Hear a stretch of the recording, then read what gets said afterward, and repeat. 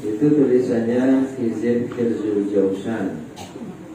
Untuk penjelasan detailnya ini kita kaji 2 tahun di markas itu setiap habis Jausan tentang keutamaannya.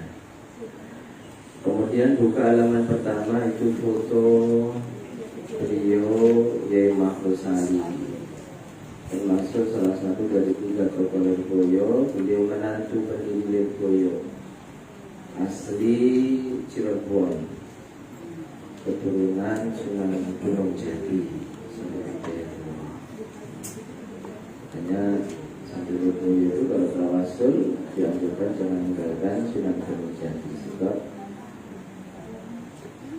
para tokohnya itu beliau dari Sunan Gunung Jati.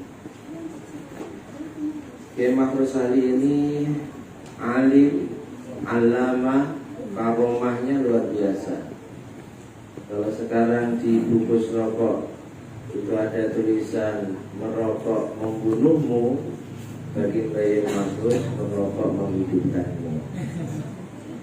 Ada cerita nampak ke rumah beliau mobilnya pernah masuk Sungai Bengawan Solo. Nunggu derek dari Surabaya waktu itu butuh waktu 5-6 jam. Ketika diderek itu sampai ramai masuk surat kabar. Beliau diderek basah pun tidak, baju yang beliau pakai bahkan sambil santai beliau merokok. Ada 5-6 jam di dalam Sungai Bengawan Solo. Itu ramai waktu itu masuk surat kabar. Sakti dari Lirboyo. Beliau termasuk salah satu penasihat presiden, bahkan salah satu ulama yang dimintai pendapat untuk merumuskan Pancasila. Alim, alamah, penampilannya selalu keren. Lirboyo itu kalau selalu keren ya terima. Beliau sebelum ke Lirboyo mondok lama di Yai Khalil Harun Kasingan, daerah Rembang. Yai Khalil Harun ini alim, banyak ulama-ulama hebat yang hidup di zaman beliau berguru sama Yai Khalil Harun. Yai Khalil Harun, jadi ada Khalil Syekhona Khalil, ada Khalil Harun. Khalil Harun itu Rembang, lama belajar di Makkah, pulang jadi kiai, santrinya banyak, orang-orang hebat. Dan salah satu santri kesayangannya diambil menantu. Punya santri anaknya orang kaya, yang orang kaya ini selalu mencukupi kebutuhan Kiai Khalil Harun, sampai berkah itu anak yang dipondokkan itu difutu oleh Allah. Alim, ahli pidato, karangan kitabnya banyak. Itulah Habib Mustafa. Habib Mustafa guru ayah saya, ya, karangannya banyak, dikaji bukan hanya di Indonesia. Yang terkenal Tafsir Iblis. Habib Mustafa punya putra ada Mustafa Bisri, Gusmus, budayawan, alim Lirboyo, tapi juga ke Mesir. Punya abang namanya Khalil Bisri, guru kami, salah satu pendiri PKB waktu itu. Khalil Bisri punya putra Gus Yahya Khalil, ketua umum PBNU. Gus Yahya Khalil punya adik Gus Yakut, Setakuf Menteri Agama. Itu cucu Mbah Khalil.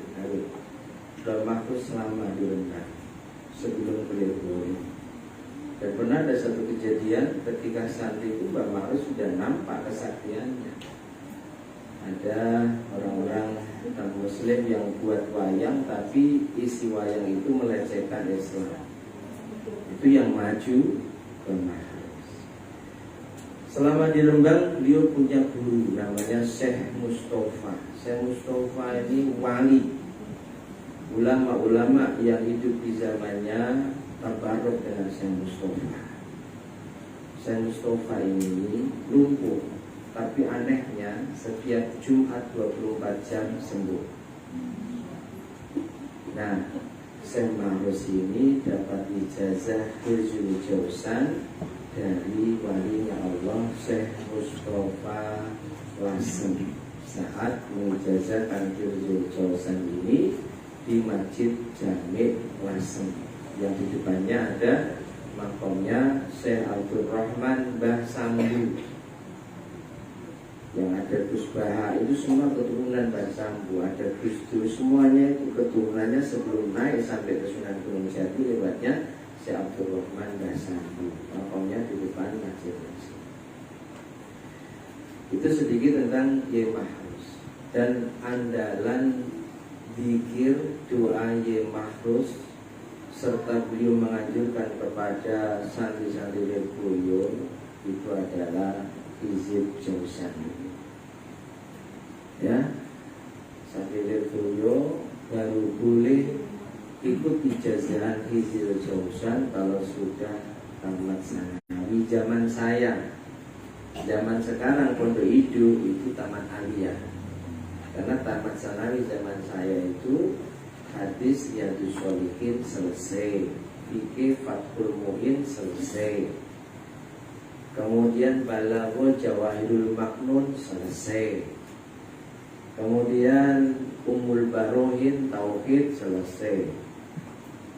Yang sekarang itu menjadi pelajaran aliyah. Karena pelajaran aliyah zaman kami dulu sekarang menjadi pelajaran ma'had ali. Itu kualitas ilmu yang diajarkan di Lirboyo. Saya nggak bosan cerita. Pulang Lirboyo kuliah di INISNU itu semester 1 dan 2 pelajaran bahasa Arabnya, pelajaran bahasa Arab kelas 4 ibtidah di Lirboyo. Sampulnya saja yang ini. Halaman 5. Halaman 5. Saya jelaskan sedikit saja. Setelah ini tulisan Ye Mahrus sambutan di dalam kitab Hizib Jausan.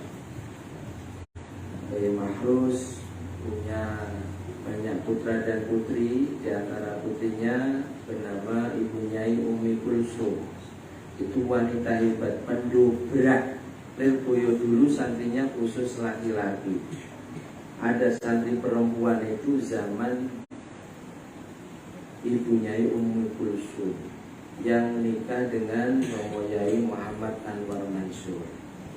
Ibunya Umi Kulsum punya putri, ibunya Aina, pendiri Abisala, pendiri Darsa, cucu Ye Mahrus. Jadi Lirboyo mulai menerima santri putri itu zamannya ibunya Cak Adi. Yang kemarin alhamdulillah ya datang. Ya, dulunya khusus laki-laki. Makanya kalau putra putrinya itu karakternya banyak yang disiplin itu karena dari Gaya Anwar pun saat kita mondok di sana sangat disiplin, pakaiannya sangat rapi, masya Allah, ngajinya sangat disiplin, tepat waktu. Jadi putra putrinya biasa terdidik disiplin. Dia katakan, amma ba'd, qala al-fakir Mahrus Ali. Al-Fakir Mahrus Ali Ye Mahrus berkata, "Fatajaza liman yuridu ijazah Hizbul Jausan." Ini saat memberikan ijazah kepada tamatan. Zaman Ye Mahrus tamatan baru dapat ijazah Hirzul Jausan. Aku ijazahkan Hirzul Jausan ini kepada yang mengambil ijazah. Ajazani waliyullah al-arif bi Syekh Mustafa Lasem. Aku dapat ijazah Hirzul Jausan dari Mahrus dari guruku seorang wali al-arif billah Syekh Mustafa Lasem, Lasem Jawa Tengah. Fil Masjidil Jami', di Masjid Jami' Lasem. Siapa Syekh Mustafa? Syekh ulama Rembang, gurunya ulama-ulama Rembang, gurunya ulama-ulama Lasem rahimahumullah wa nafa'ana bi ulumihim. Mudah-mudahan kita semua dapat manfaat dari Syekh Mustafa Lasem, sebab ilmunya, sebab karomahnya, sebab kebaikannya. Amin. Wadhalika yang bagi, ini sambutannya Ye Mahrus, yang bagi li'ahdi minal muslimin, sebaiknya orang-orang Islam khususon yaumina hadha, khususnya di zaman ini, yaumil fitnah, zaman penuh fitnah, fitnah dunia, fitnah agama, ayyaqra adzalikal hizb kulla jum'atin marrah. Usahakan membaca hizib ini, doa ini setiap Jumat, seminggu sekali. Au kulla syahrin marrah, kalau nggak mampu sebulan sekali. Wa illa fa'arba'ina yauman, kalau nggak mampu 40 hari sekali. Fal aula, yang paling utama, yaqra kulla yaumin salasa sanawat, dan itu dilakukan oleh beliau, membaca hizib ini 3 tahun tidak putus tiap hari, atau kalau mampu 7 tahun. Wakil riwayat sampai beliau meninggal nggak pernah meninggalkan baca hizib Jausan ini sampai hatta salasina sanawat, 30 tahun. Bang Mahrus itu Suriah PBNU terlama, nggak ada yang mau gantikan.